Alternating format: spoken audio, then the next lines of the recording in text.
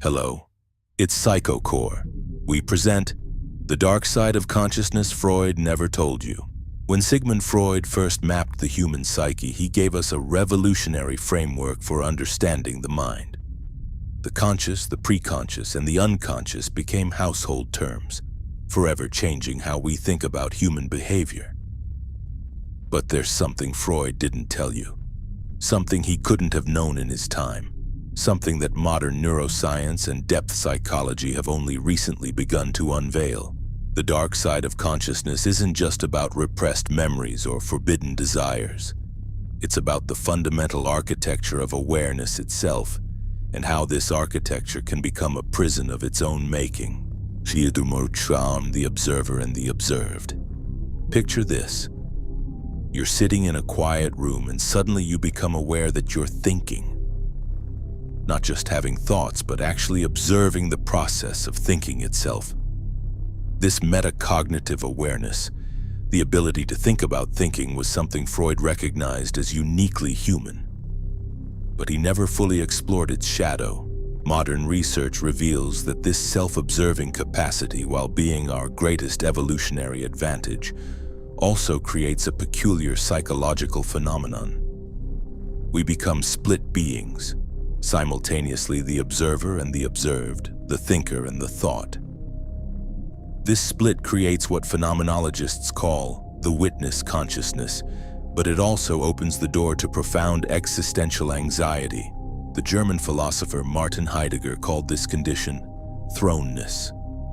The fact that we find ourselves thrown into existence without our consent, forced to observe our own being. This observation creates a feedback loop that can become pathological. We watch ourselves living, judge ourselves for how we're living, then watch ourselves judging ourselves, creating infinite recursive layers of self-awareness. The fragmentation of self. What Freud glimpsed but never fully articulated was how consciousness naturally fragments under the weight of self-observation. He spoke of the ego, superego, and id as distinct entities, but he didn't realize that consciousness itself splinters into multiple observing selves, each watching the others. Consider the experience of social anxiety. The anxious person doesn't just feel nervous. They watch themselves being nervous, judge themselves for being nervous, then become anxious about being anxious about being anxious. This creates what psychologists now call meta-anxiety, anxiety about anxiety itself. But this fragmentation goes deeper than Freud ever imagined.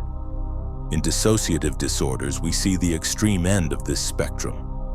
Patients report feeling like they're watching themselves from outside their bodies, as if they're observers of their own lives rather than participants. This isn't just psychological. Neuroimaging shows actual changes in brain connectivity, as if the neural networks responsible for self-awareness become disconnected from those responsible for embodied experience. The tyranny of narrative. Freud understood that humans are storytelling creatures.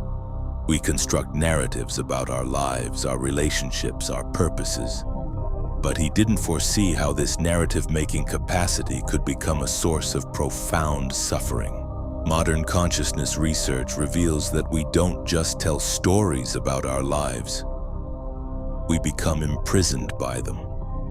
The narrative self, the story of who we are, becomes so rigid that it prevents us from experiencing present-moment reality. We're too busy maintaining our story to actually live it.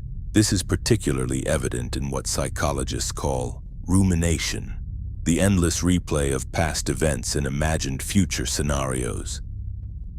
The ruminating mind becomes trapped in its own narrative loops, unable to break free from the stories it tells itself.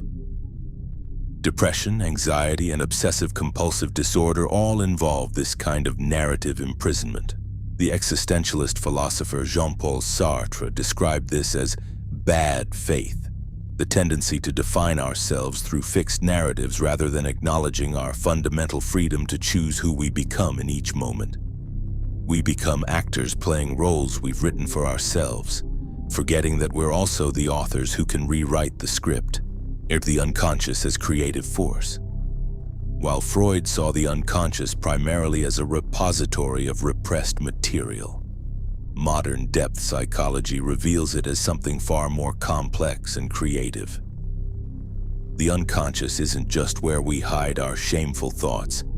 It's the source of our deepest wisdom, our most profound insights, and our most creative impulses. Carl Jung, Freud's most brilliant student turned rival, recognized this creative aspect of the unconscious. He saw it not as a personal garbage dump, but as a vast collective intelligence that connects us to archetypal patterns shared across all humanity. The unconscious, in Jung's view, is constantly trying to communicate with consciousness, offering guidance, warnings, and creative solutions to life's challenges. But here's where it gets dark. Consciousness often rejects these unconscious communications, creating what Jung called neurosis, a split between conscious intention and unconscious wisdom. The conscious mind, in its arrogance, believes it knows best and ignores the deeper intelligence trying to emerge from below. This rejection of the unconscious leads to what Jung termed the shadow, all the aspects of ourselves we refuse to acknowledge. The shadow isn't just negative traits. It includes our unrealized potential, our suppressed creativity, our abandoned dreams. When we reject the shadow, we diminish ourselves, becoming smaller, more rigid, more defended versions of who we could be. It is the paradox of self-improvement.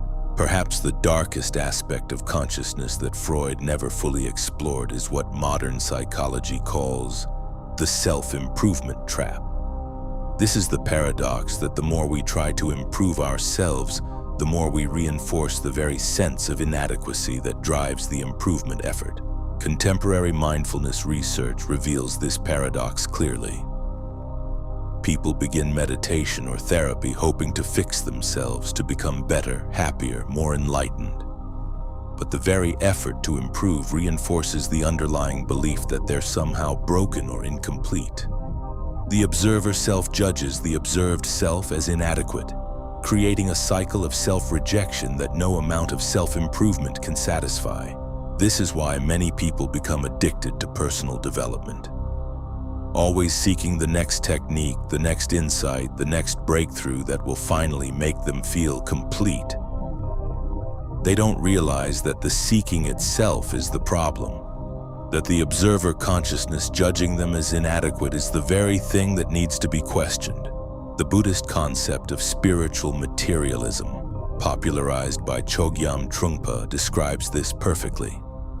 We use spiritual practices and psychological insights to build up a better self-image, but we're still trapped in the fundamental delusion that there's a self that needs improving. The neuroscience of suffering. Modern neuroscience has validated many of Freud's intuitions while revealing aspects of consciousness he never imagined. We now know that the brain's default mode network, the neural system active when we're not focused on external tasks, is responsible for much of our psychological suffering. This network, discovered only in the last 2 decades, is constantly generating self-referential thoughts. It's the neurological basis of what Buddhism calls monkey mind, the endless chatter about self, past, and future that dominates our inner experience. Research shows that activity in this network correlates directly with reported levels of unhappiness. But here's the crucial insight. This network isn't malfunctioning when it generates suffering. It's doing exactly what it evolved to do: monitor our social status, replay past mistakes to avoid future ones, and maintain a coherent sense of self over time. The problem is that these adaptive functions become maladaptive in modern life. We're no longer living in small tribes where social monitoring was essential for survival. We're bombarded with social comparison opportunities through social media, creating artificial hierarchies that trigger ancient status anxiety mechanisms. Our brains replay past mistakes not to learn from them, but compulsively, creating rumination loops that serve no adaptive function. Drive the illusion of free will. Perhaps the most disturbing discovery about consciousness is that our sense of free will, the feeling that we're the conscious authors of our actions, appears to be largely illusory. Neuroscientist Benjamin Liebig's famous experiments showed that brain activity predicting a person's decision occurs several hundred milliseconds before the person reports being aware of making the decision. This finding has been replicated and extended by numerous researchers. Our sense of consciously choosing our actions seems to be a post hoc narrative construction rather than an actual causal process. We don't consciously decide and then act. We act and then construct a story about having decided. This doesn't mean we're helpless automatons, but it does suggest that consciousness works very differently than we intuitively believe. Rather than being the executive controller of our actions, consciousness appears to be more like a narrator, constantly creating explanatory stories about what we're doing and why. This has profound implications for how we understand responsibility, addiction, and behavioral change. If conscious decision-making isn't the primary driver of behavior, then approaches to change that rely primarily on conscious intention and willpower are fundamentally misguided, or the social construction of identity. Freud recognized that human development is fundamentally social, but he didn't fully grasp how thoroughly our sense of self is constructed through social interaction. Modern social psychology reveals that what we call identity is largely a collection of internalized social roles and expectations. We become who we are through a process of social mirroring, seeing ourselves reflected in others' responses to us. This creates what sociologist Charles Horton Cooley called the looking glass self, a self-concept based on how we imagine others perceive us. But this process has a dark side. We become trapped in the identities that others project onto us, unable to access our authentic nature beneath the layers of social conditioning. We perform versions of ourselves that we believe others want to see, eventually losing touch with who we actually are underneath the performance. This is particularly evident in what psychologists call imposter syndrome, the persistent feeling that we're frauds who will eventually be exposed. But imposter syndrome isn't a personal failing. It's a natural result of living in a society that requires us to constantly perform identities that may not align with our inner experience. The addiction to certainty. One of the most subtle but pervasive aspects of consciousness that Freud never fully explored is what we might call the addiction to certainty. The human mind has an almost compulsive need to know, to understand, to have explanations for everything. This need for certainty creates what psychologists call cognitive bias, systematic errors in thinking that help us maintain the illusion of understanding even when we don't. We see patterns where none exist, create causal explanations for random events, and cling to beliefs that make us feel secure rather than beliefs that are actually true. But the addiction to certainty goes deeper than simple cognitive bias. It's a fundamental strategy for avoiding the anxiety of not knowing. Uncertainty triggers ancient survival mechanisms. If we don't know what's happening, we might be in danger. So the mind creates explanations, stories, and beliefs to fill in the gaps in our understanding. This addiction to certainty keeps us trapped in familiar patterns of thinking and behaving. We choose the known suffering over the unknown possibility of freedom because at least the known suffering is predictable. We stay in unhappy relationships, unfulfilling jobs, and self-destructive patterns because they're familiar. And familiarity feels safer than the uncertainty of change. The trauma of existence. Perhaps the most profound insight about consciousness that Freud only glimpsed is what we might call the trauma of existence itself. Simply being conscious, being aware of our mortality, our fundamental aloneness, our ultimate inability to control the universe, is inherently traumatic. This isn't about specific traumatic events, though those certainly compound the problem. It's about what existentialist philosophers call thrownness, the fact that we find ourselves existing without having chosen to exist, conscious without having chosen consciousness, mortal without having chosen mortality. Psychologist Otto Rank, one of Freud's early followers, called this the trauma of birth. The idea that the very process of becoming an individual, separate being is inherently traumatic. We're torn from the oceanic unity of the womb into a world of separation, difference, and death. This existential trauma manifests in countless ways throughout life. The fear of death that Ernest Becker described as the driving force behind human culture and achievement. The anxiety about meaninglessness that Viktor Frankl saw as the central challenge of modern existence. The sense of cosmic loneliness that Carl Jung identified as the root of neurosis. But understanding this trauma can also be liberating.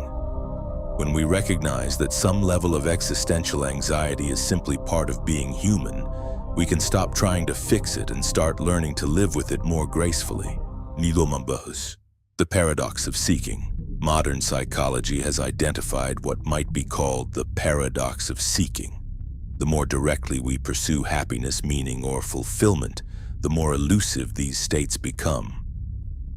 This paradox was unknown to Freud, but it's central to understanding why so many people feel stuck despite having access to unprecedented psychological knowledge and therapeutic techniques. The seeking itself becomes the problem. When we make happiness our goal, every moment of unhappiness becomes evidence of failure. When we try to find meaning, we create a sense of meaninglessness to contrast with the meaning we're seeking. When we pursue fulfillment, we reinforce the belief that we're currently unfulfilled. This is why many wisdom traditions emphasize acceptance rather than seeking. The Buddhist concept of letting go, the Taoist principle of Wu Wei, non-action, and the Stoic practice of amor fati, love of fate, all point toward the same insight. Sometimes the solution is to stop trying to solve the problem, but this doesn't mean passive resignation. It means recognizing that consciousness often creates the very problems it then tries to solve. The observer self judges the observed self as inadequate, then tries to improve the observed self, creating an endless cycle of self-improvement that never actually addresses the underlying dynamic. The courage to be ordinary. Perhaps the most radical insight about consciousness that Freud never articulated is what we might call the courage to be ordinary. In a culture obsessed with optimization, achievement, and becoming our best selves, there's something profoundly subversive about simply being human without apology. The dark side of consciousness isn't just about repressed desires or unconscious conflicts.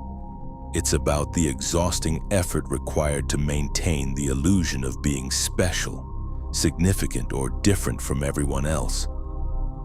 We create elaborate psychological structures to avoid facing our fundamental ordinariness, our shared humanity, our common struggles, our universal mortality.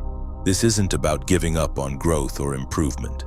It's about recognizing that much of what we call growth is actually elaborate avoidance of accepting ourselves as we are.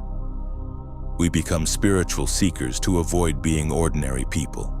We pursue therapy to avoid being normally neurotic.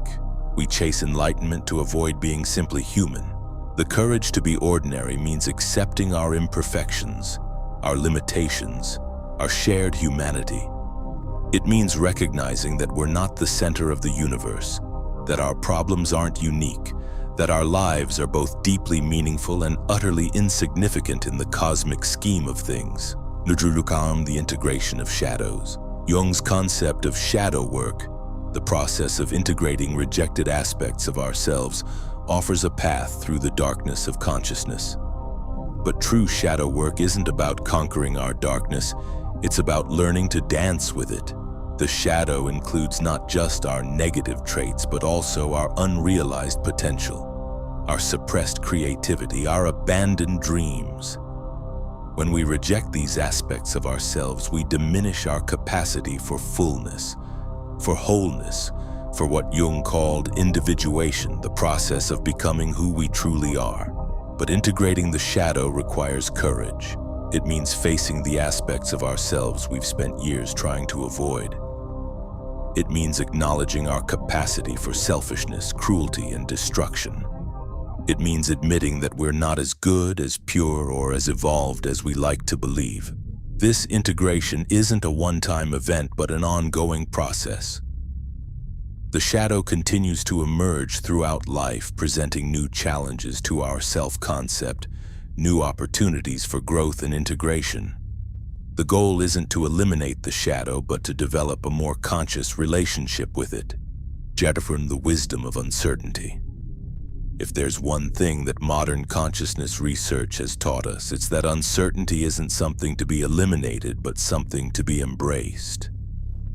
The mind's compulsive need to know, to understand, to have explanations for everything is often what keeps us trapped in suffering. Learning to live with uncertainty, what Buddhist teacher Pema Chodron calls comfortable with uncertainty, is perhaps the most important skill we can develop. This doesn't mean being passive or indecisive. It means being able to act skillfully even when we don't have all the answers. The wisdom of uncertainty involves recognizing that not knowing is often more honest than false certainty. It means being curious rather than judgmental, open rather than closed, flexible rather than rigid. It means trusting the process of life even when we can't see where it's leading. This wisdom challenges one of the fundamental assumptions of Western psychology, that understanding leads to healing. Sometimes healing involves letting go of the need to understand, accepting mystery, embracing the unknown. Samuntak with a return to presence. Despite all the darkness, all the complexity, all the psychological traps that consciousness creates, there's something profoundly simple available to us in each moment. Presence. Not the presence of a perfected self, but the presence of whoever we are right now, exactly as we are. This isn't about transcending our humanity, but about fully inhabiting it. It's about being present to our experience without trying to change it, improve it, or make it different. It's about what T.S. Eliot called a condition of complete simplicity, costing not less than everything. The return to presence doesn't solve all our psychological problems, but it provides a foundation from which we can relate to them differently. Instead of being the problems, we become the awareness in which the problems arise and pass away. This awareness isn't something we need to achieve or develop. It's what we already are underneath all the psychological complexity. The observer consciousness that creates so much suffering is also the doorway to freedom. Not freedom from our humanity, but freedom to be human without apology. Through the paradox of healing. Perhaps the deepest insight about consciousness that Freud never fully grasped is what we might call the paradox of healing. True healing often involves not getting better, but getting more real. Not transcending our problems, but developing a different relationship with them.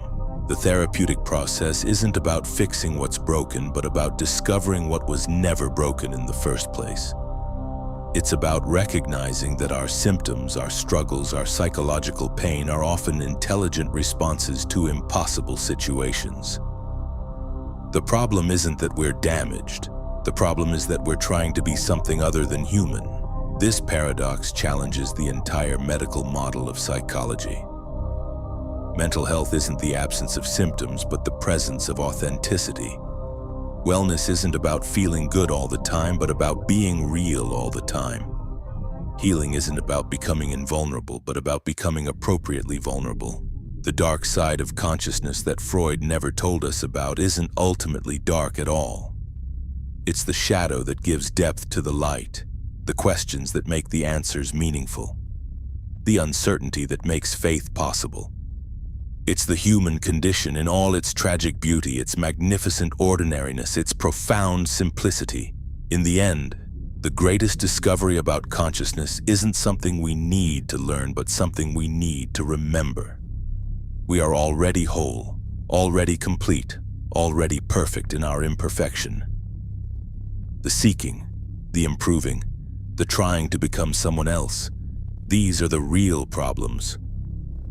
The solution is to stop trying to solve ourselves and start living ourselves.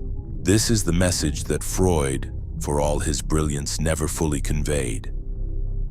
Consciousness isn't something to be analyzed and fixed, but something to be lived and celebrated.